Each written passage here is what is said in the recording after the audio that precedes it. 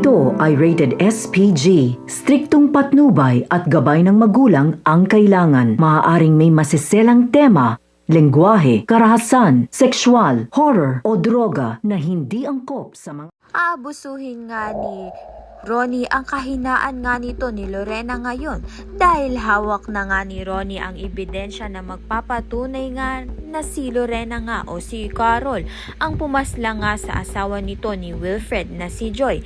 Kaya naman nga dahil dito gagawin nga lahat ni Lorena ang pinag-uutos nga nito ni Ronnie sa kanya dahil alam nga ni Lorena na kapag nga nalaman ni Wilfred ang katotohanan ay baka nga maghiwalay nga sila nito ni Wilfred.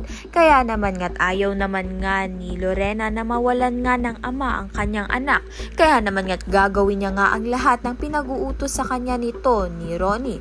Ang una nga iuutos sa kanya nito ni Ronnie ay pabalikin nga si Ronnie sa opisina nila ni Wilfred. Laking gulat nga nito ni Wilfred na bigla ngang sumulpot sa opisina itong si Ronnie. Subalit nagsalita nga itong si Ronnie na si Lorena nga ang tumulong sa kanyang pabalik sa opisina dahil pinagkakatiwalaan nga raw ni Lorena itong si Ronnie. Makahalata nga kaya itong si Wilfred na natatakot nga itong si Lorena kay Ronnie. Kaya naman nga yan at iba pa ang dapat nating pakaabangan. Maraming salamat sa iyong panunood.